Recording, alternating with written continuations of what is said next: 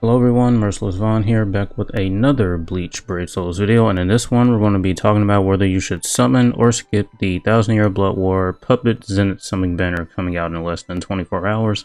Hopefully you enjoy. If you do, leave a like. If you're new to the channel or you have been here for a while, please consider subscribing. And also real quick, I just wanted to say thank you for helping me get to 450 subscribers. I just reached that goal yesterday, and so yeah, now we're on the road to 500. Now, with all that said, let's go ahead and get started. So first things first, this banner will be available in less than 24 hours. And as for the three characters themselves, they are pretty good. I say this unit might be the best one on the banner, in my opinion. We are getting a new status element. She's going to have Defibrillator plus 7 seconds, and she is going to deal damage to her. I will damage the dominated enemies 100%. Bombardment, weakened defense, frenzy plus 2, pretty high berserker, and an increased status element chance against all Soul Reapers, doesn't matter the attribute. And the Soul Reaper killer plus skill is also very, very good.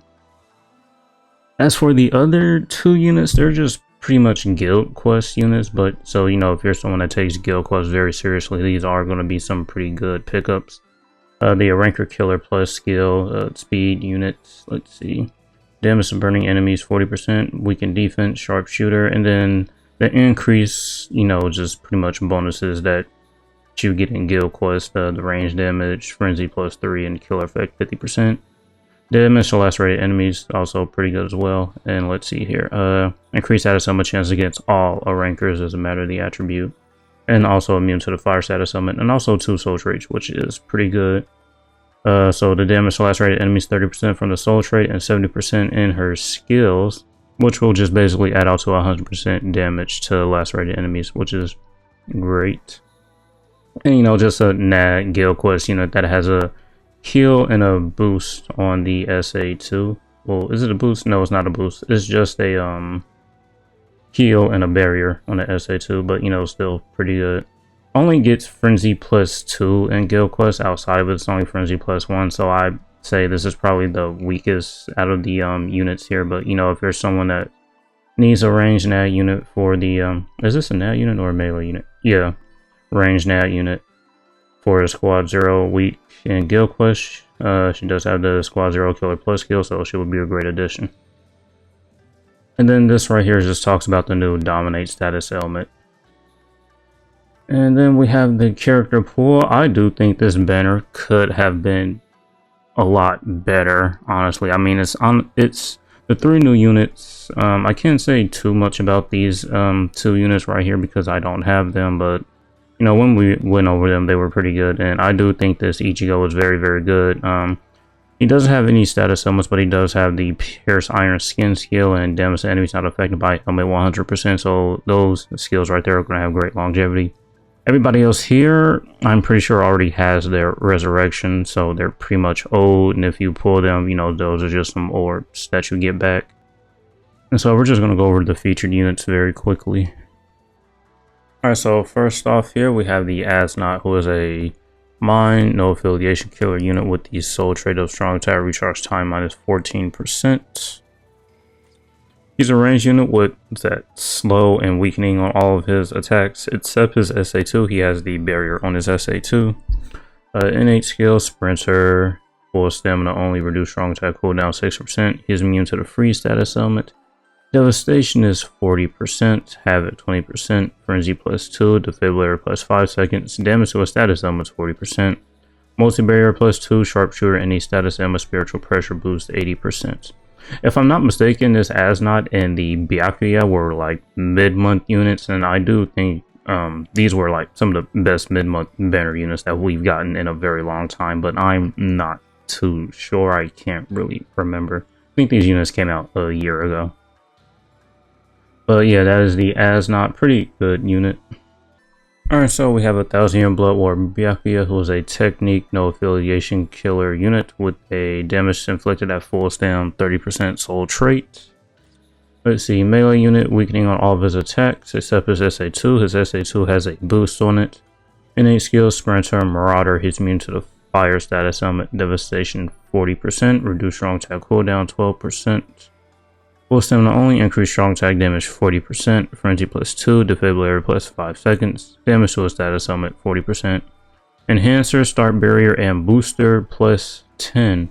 Yeah, like I mentioned, these I double checked. Yeah, these were some mid-month units. They're 1,000-year blood war mid-month units, so since they're 1,000-year blood war, they really won't drop in the BBS ticket pool, I'm pretty sure. So yeah, pretty unfortunate, but you know, some pretty good mid-month units. Alright, so now we have the 2022 1,000-year blood war version of Ichigo, a really old unit here now. Man, this unit came out 2 years ago. Crazy. Anyway, he's a heart unit with the rank or no affiliation killers. 2 pretty good killers, I do say so. Strong attack recharge time minus 14%. He is a melee unit, like I mentioned earlier, no status elements. His innate skills, he reads all affiliation dodges. He has long stride, team/party stamina recovery. His bruiser is at 40%. He doesn't have a berserker though, which is pretty unfortunate. But anyways, devastation 60%. He has the share complete status immunity 100%, havoc 20%, frenzy plus 2, and the damage to enemies not affected by element 100% that I also mentioned earlier. Sprinter plus 2, marauder, hit enemies, and the pierce iron skin skill. Even though this unit is now a couple years old, which is pretty crazy to think about it. The pierce iron skin skill and the damage to enemies not affected by element 100% skill, I think will just have some great longevity. Because, you know, even though status elements, it is a chance to inflict a status element, so you're not really guaranteed to, you know, get rid of the enemy's iron skin. But, you know, this skill right here, you have a 100% guaranteed chance to get rid of their iron skin and also do 100% more damage to them.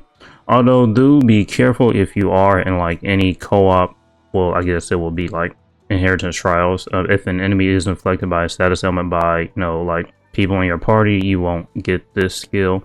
So, playing well the people this might be a bit inconsistent because of people inflicting those status elements on the enemies. Other than that, yeah, still a pretty good unit. Alright, so now we're pretty much going to get parts of the bad part of the banner. I think, yeah, I'm pretty sure most of these units from here on out have resurrection, so we're going to look at the resurrected versions. And starting off with this one is going to be Grimmy here. We recently got a 9th anniversary Grimmy, so this one's pretty much very, very old. He's a mine unit with the ranker killer. As for his soul traits, it would be strong attack recharge time minus 12% and strong attack damage inflicted at full stem 20%. Let's see here, he has burn and lacerate. Lacerate is only on his SA2, burn is on everything else. He's a ranged unit and he does have the revive mechanic on his soul bomb. Innate skill, sprinter, guard break, bruiser 20%, berserker 30%, devastation 40%.